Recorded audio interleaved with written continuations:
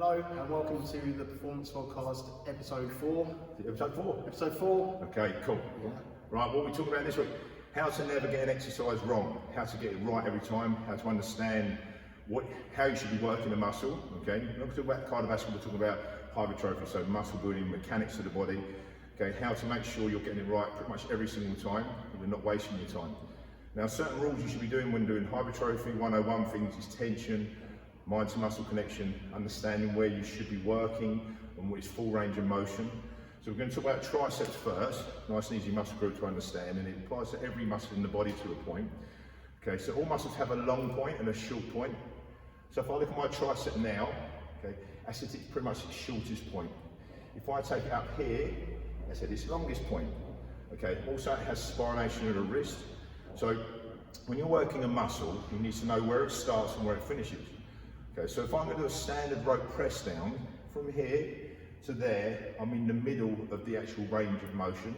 That's fine, okay, so we're going to talk about that first off. We need to understand where we're going to press through the hand, where it aligns to in the actual muscle, and what part of the muscle we're going to be hitting. So if I look at my hands now, okay, I'm going to press through on this rope in a minute, predominantly through my little finger side of the hand. So where that's going to align to is up the outside of my arm, okay? And also I know when it's here, that's that part of the muscle that's contracting at the top. When I'm down here, that's that part that's contracting as well. So mind to muscle connection is very important. So if I'm going to work that, I'm going to stand a rope press down from here to here, okay? What I'm going to do is I'm going to bring my forearm as high as I possibly can against my bicep head. And that's going to be as longest as I can get in that particular exercise. When I press down, that's its shortest point. Well, I need to make sure I'm contracting that muscle right through its range of motion, and I'm pushing predominantly through that part of the hand because I want to hit this part of my arm, the outside part of my tricep. There's 3 muscles in the triceps, what's tri. Okay, so here, the horseshoe, and round the back. So if I just demonstrate now on the rope, okay, I bring it right to the top. So I said my forearm's massively clamped towards my bicep. I can't get any more than that. I'm not going to pull the elbows back, so I'm just going to keep them to the front part. I now have tension straight away. Also, I'm going to tense my shoulders, which engages the origin part of the muscle, where the muscle starts. When I press down, I keep the tension there by keeping it tense. Also, now I have tension from the cable. As I push down, pushing from my little finger side of my hand, and I put a little twist at the bottom in the wrist. What that does is it implies more pressure to here, implying more pressure there. Okay, that's why we ask people to do that at the bottom and move, pull it apart and do this. So now, if I want to actually work my inside part of my tricep here, where do I press from? Where do I work from? What part of my hand do I press from? I think exactly the opposite. So what Darren's saying there is the thumb and the index. I was confused. So think about where it's going to go from. So when you turn your hand like this, like what Darren said, the pressure's going to come up here, travel along, and it's going to hit the inner head of the tricep. So a lot of people don't work that actually, do they? No. At all, really. Maybe get them a little bit of a narrow press, but yeah. So if I have my hands like this, okay. So this is where it can get a little bit confusing in terms of spination of the wrist. If I actually, so spination is turning of something, okay. So if I look at my hand now as it is, and I'm going to do a standard tricep press down. Okay, this is my tricep now in the middle part of the move. So tricep in its longest, tricep in its shortest. We're going halfway, okay, halfway between them 2 points. But I'm going to press through this part of my hand. Now that aligns up here. Now if I turn my hand over, okay, and I start pressing through the back part of that hand, believe it or not, it's actually going to there. So I have to think about putting more from there if I turn my hand over, and that's shorting the head up even more, believe it or not, in terms of like that kind of like just turning the wrist around, because you're kind of like doing that in the muscle and it's shorting up as you go. So rules here I'm trying to get through to is understand where you're pressing through on your hand, not just tricep, will be the same on bicep, we're going to talk about in a minute, and on the shoulder, okay, where you're pressing through on your hand and where it's aligning to. And then you've got to kind of think where is its longest point. Okay, so my triceps now in its shortest point, my bicep in its longest point, and where's its longest and its shortest? Biceps now in its shortest, tricep in its longest. So if you want to work the tricep in its longest, okay, and you want to work that part of it, you do an overhead extension, okay, simple. If I want to work it in its shortest, but still working that part of the tricep, I get a set of dumbbells, I press through this part of my hand here, and I kick back, and now that's working it right in its shortest. So you always make sure you work muscles right from the longest to the shortest, and understand what you're pressing through to align to the muscle you're trying to work. Like what Darren said though as well, it's so important that you keep tension on the muscle the whole way through. When you're going to work through a tricep extension, say for example, yes, when you pull down and pull it apart, you will naturally be working the tricep.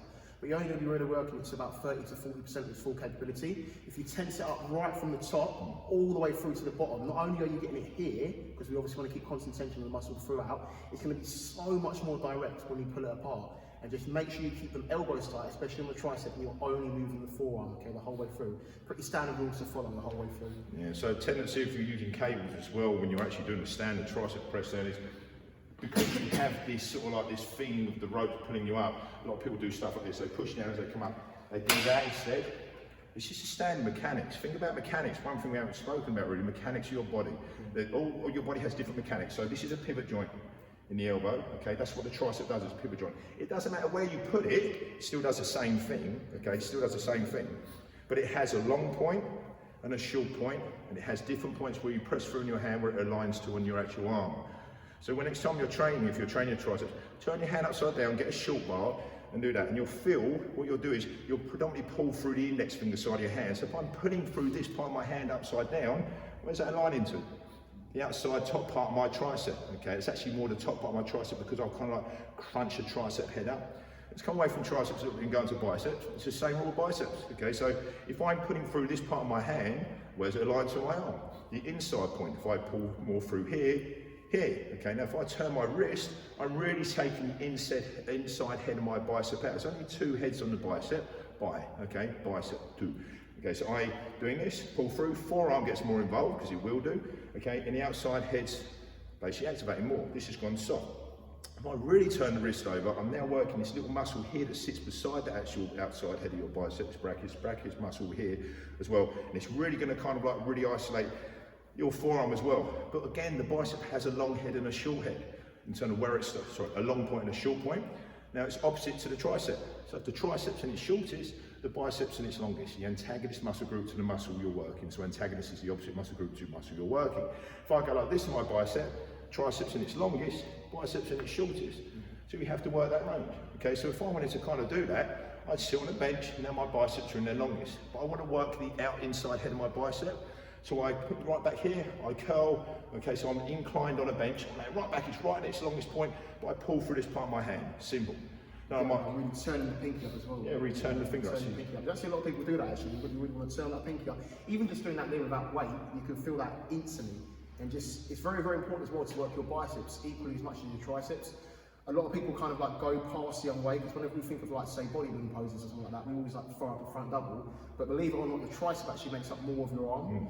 So it's very, very important as well to get that balance. Don't just be training your biceps the whole way through, otherwise you're going to look very kind of like out of balance. Massively.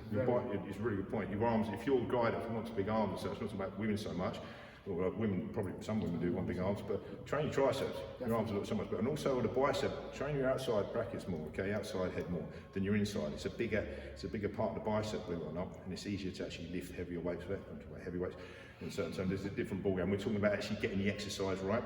So if I was just, like I said, if I'm putting from here, it's more hitting there, okay, aligning to here, turn the wrist there. If I want to hit both heads at once, I go neutral, so I won't be wide, I won't be close, I'll be right in front of my shoulders, and I pull right across my palm. That way it'll hit both heads as such, okay, but I still have to work it from its longest to its shortest at some point. How do I get it to its shortest? I could go high cable or concentration curl, okay, so there, contraction.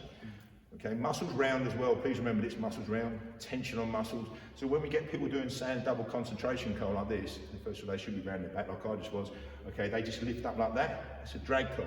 Essentially you want to pull away, keeping the tension on and pulling away and away down. Make sure you keep tension through its range of motion. And that is a little move in the arm. Now we ask people to keep their arms deadly still in the train, otherwise they can really go sideways with the whole thing. Okay, but theoretically, when you're actually doing any move, you need to adjust your body's composition and the actual arm itself if you're working your arm, so you keep tension on it. So if I'm coming up on the rope, I might lift my elbows a little bit. As I push down, I might pull them back a little bit and lift them as well to fully contract. You have to do that slowly first. You have to mind to muscle connection, understanding its start point and where it's finishing. The bicep start point is down here and it finishes up there. Shoulders, let's talk about shoulders. Where do we pull from on the shoulders? Where do I find to hit my front delt?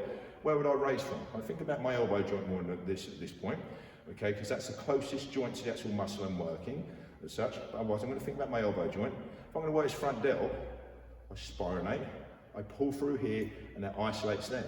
If I start to turn my wrist, I start to bring in my side delt. If I start to really turn my wrist, I bring in a subdivision, which is part of just between the side delt and the front delt, which is here, and the front delt. If I bring it to here, now look where it's aligning. My elbow joint is now aligning to the side delt. If I pull back more, I get more the rear side delt. If I lean forward, think about the back of my elbows and lift out, I'm getting my rear delt. You just got to think of where you're pulling from. But again, shoulders have a long and a short point. Okay, so if I was doing my shoulder, side lateral, long point, short point.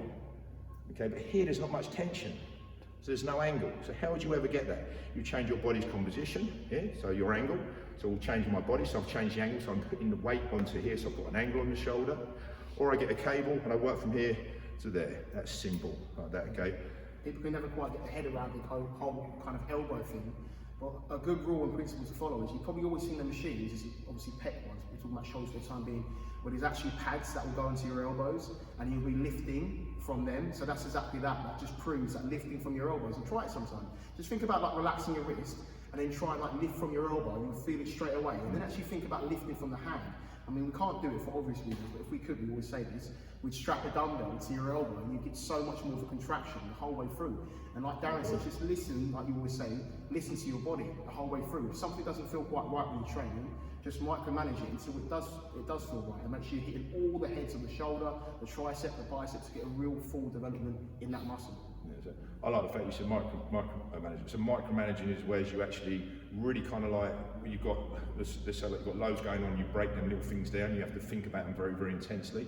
So if I'm doing my shoulders, and you're always saying, well, don't matter how long I've been training for, I've been training like hypertrophy since I was 10, which is a silly thing to do from the age of 10, but I have been. Okay, I would think for about the first 2 or 3 sets, connection, okay? Tense from the bottom, connect. Okay, before I do any form of kind of like real working sets, you should do. And no matter how long you've been doing it, you should do, because every day you feel a bit different, and you might think, might be thinking of other stuff.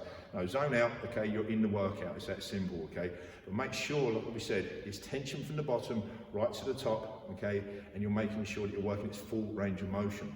So if we talk about chest, okay, then we want to talk about legs, and we kind of wrap it up. It's all roughly the same thing. Okay, legs have their long, just legs or chest? Chest, right, okay, they have, that's a long and a short point as well. Chest does 2 things, it's a pressing movement, okay, it's also a fly movement. It's kind of like the same thing, but just like you're pec decking, but you're still pressing. When you're pressing, you're still pec decking, believe it or not. Okay, but it has a long and a short point. Longest, shortest. What do people do though when they're pressing? The flat bench, there's nothing wrong with flat bench. 3 parts of your chest as such. We used to think these were 2, we kind of split up into 3 now. Top, middle and bottom. Okay, when you flat bench, you kind of get the best of everything. If you incline your bench, incline like that, okay, you'll hit more the top part, you just will, okay, because of the fact that where your elbows are aligned to on your chest. If you decline the bench, so opposite to that, and the bench is going like all the way down, okay, well Josh, mate, so you'll press through the lower part of your chest. Wherever your elbows align on your body is where it's going to hit. Okay, but the actual mechanics of a press is quite a hard thing to master. And the best tip we give people when you're doing that is imagine you push yourself away. Anything to do with pressing, you push yourself away. Anything to do with pulling, you pull yourself towards. Why? Because when we push away, we have to contract the muscle in terms of like the chest, and it has no choice. If I push and push as well, shoulders involved, everything round, chest deactivates. If you push away, it has no choice because the shoulders cannot go forward and you're pushing away. When you're pulling towards, if I just pulled and pull backwards, okay, I'm not really contracting to the lat muscle, which is the back muscle, which is a row movement, okay? What I do is I pull into it. I wouldn't pull away with it. I pull into it to contract. That way it has no choice but to contract. But again, it has a long and a short point, and it has different kind of places you should be working to. So on the chest, you want to think about, again, your elbows, okay? Pulling them toward each other, pushing yourself away. Making sure the muscle is telling you how to do the move as well. That's such an important thing. Never just do a mechanical move because you think it's correct. Take your time, slow down, and make sure you're contracting right from the origin point to the insertion points. Where do I want to work? I want to work across the top part of my chest. Incline the bench, maybe at like 35-degree angle at first. The more you incline, the more your front delts will start to come into place. So generally about 35 degrees is good with most people. Okay, and about just like up a little bit, okay? And look where your elbows are aligning. Don't flare them too much. You still got to keep the elbows reasonably tight to the body, otherwise you're going to damage your rotator cuff, causing impingement in the shoulders. And go slow on the first couple of reps. Shoulders back, always pinned back to the bench. Push yourself away. Am I contracting? Do I feel like I'm getting a real good stretch in the contraction? No. We'll rep again until you do. Keep adjusting the shoulders back more, and you'll find your sweet spot. Think about what Darren just said there, so that's a really, really good point. You want to think, so whenever we're working it through our chest, naturally our shoulders come forward quite a lot. They get a lot of front delt activation, which you do generally, but you want to pull the shoulders back in towards the bench, stick the chest forward, and then arch your rib cage out as well. And what you should get, as I'm seeing right now, is an arching effect to my back. I always say that to our clients, and then once they've kind of got that, don't actually arch your back, but once you do all them phases, you will get an arch in your back, and that's when you know you've done it correctly. And your shoulders will be the forefront of the move, and the chest will be towards it, so you'll be able to naturally contract it, and you'll get such a better squeeze. Yeah, you've got to, and it's just a mind and muscle connection. But when you connect with muscles, what you'll find is everything we're talking about just generally occurs, it naturally happens. So you'll find, like, if you're really connected with the bicep and you're keeping tension, what you'll find is you're round the way, and you're round the way and the way down. It's a bit overkill what I'm doing now, I'm just trying to show you because it's very subtle if you're getting it right. So if I'm curling my bicep like this, okay, once I pull up, I just pull up and around and contracting. And the way down, I'm putting tension onto it, and you'll find everything we're talking about is happening. Oh, I want to hit a bit more of that, and you'll naturally connect with that side of the hand more, because it just does. So theoretically, everything we're saying, fine, okay, they're standard rules, but the mind to muscle connection is the most important thing, and understanding what part of the muscle you want to work. I'm not talking about training principles in terms of how we bash the muscle and keep it working and keep it fatiguing and stuff. I'm talking about mechanics. Mechanics are so important, and mind to muscle is the #1 thing you should be focusing on first. And please, if you're into hypertrophy and just getting into it, understand these facts and do not waste your time just pushing weights for the sake of it because other people are. Don't waste your time. It's also for that as well, for an injury purpose. Like you said, if you mind to muscle connect it and you connect it, I didn't say that, connect it and the muscle's working over the joints, you're less likely to have an injury. Of course, you can always injure yourself. You can injure yourself by crossing the road. You just eliminate that risk by trying to look left and right. But you try to focus on that, mind to muscle connection, muscles working, not the joint, warm it up, and then you won't injure yourself and you're less likely to do it. So you get the double benefit of gaining more muscle, losing more weight, but also there's an injury purpose which comes away from it when you focus more. Mechanics. People don't use the mechanics properly. They just do stuff. When you pick stuff up, what if I pick this up? That's how people, it's not how you should be doing it. It should be like manual handling as such, like back nice and straight, legs fit, a little bit wide, go down through the quads, push up through the quads, keep your back straight, all that stuff, okay? It's just mechanics, it's how the body's designed to be used. Now when you're doing this, that's how you should be doing hypertrophy, mechanics, making sure the body's using the body exactly as it's designed to be used. Okay, and connecting with it, making sure it's working to its full capacity in the longest point to its shortest point, putting through certain points of wherever you want it to align to wherever you want it to hit, and then you can put training principles in there. Things like, like pyramid sets, giant sets, drop sets, mechanical drop sets, whatever, all stuff like that. But don't worry about them, okay, at the point in time. You want to worry about this more than anything, and then the other stuff is more important, not the other stuff. It's a bit like supplementation. People jump to supplementation before they get the macronutrients right, the vitamins and minerals right in their electrolytes, right, okay, they go all straight to supplements.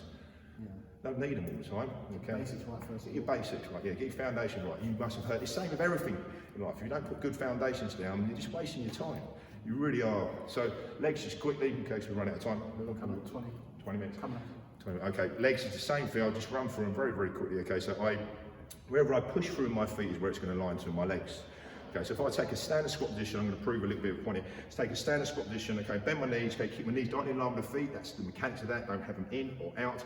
Pushing through my heels, I want to activate my hamstrings and my glutes. Okay, if I push out the side of my trainers, I get more of an outer sweep and a hip and adductor area and glute, okay? My quads come out of it a little bit. If I pull inside my trainers, so if I put more pressure on my big toe and this side of my foot there and pull them towards each other, I get more activation in my inner thigh. If I push into the floor and push out the front of my trainers, okay, I'm essentially pushing here, there, I'm pushing through there. Same with the hamstring, widen the stance, pull my heels towards, almost looks the same position, it's not quite as a sumo squat. I'm going to pull my heels towards my bum, activates the hamstrings here. But again, they have a longest and a shortest point, so you have to work them right from behind, all the way through at some point. You don't squat like that. I mean, that's a reverse lunge to a high knee. But it needs to do that at some point. So leg extensions are good. Laying leg extensions where you're laying down, so you're all the way back and then all the way through. Okay. It's actually the same. It's pretty much similar principles to what Darren said about where you're pushing. Obviously, from the hand is where it's going to work. Where you're pushing from in your feet, that's where it's going to work. So there's no real change really. It's just pretty simple. It's the same. Just get your head around your arms first, because they're easy to kind of muck about with as such. Hopefully, you should be training arms and upper body and lower body. And legs as well. Yeah, well, we nearly skipped it then, but I didn't. But yeah, so it's the same rules, but it's just different muscles and slightly different mechanics, pivot joints and swivel joints and stuff. So it's the same rules where you're putting from. If I do that in terms of side lateral, look where that's aligning, more to my rear delt. If I start to turn here, there, the weight's predominantly coming through the middle part of my hand. There, if I start to turn my wrist, there. Okay, you can't but not disagree with that. It's the way it works. There, that's actually my front delt. Because look, I've turned my palm right over and we're looking at what's aligning to. My front delt's up, okay, there. Simple. So if I want to work my front delt in a weird way, I could work it like this. Try it. Yeah, try it. Even with your legs, you can do body weight stuff. With your biceps, say for example, when you turn it like pinky up, getting the inhand of the bicep, and then even with your shoulders, you feel it. You're not lying. Yeah. Well, there you go. That'll do for this episode, because otherwise we do ramble on for too long. We can't get on Instagram. Thank you very much. Anyway, like, comment, share, and let us know. Yeah, give us any comments, like Joshua said. Okay, have a great day, and see you soon. Bye. Bye.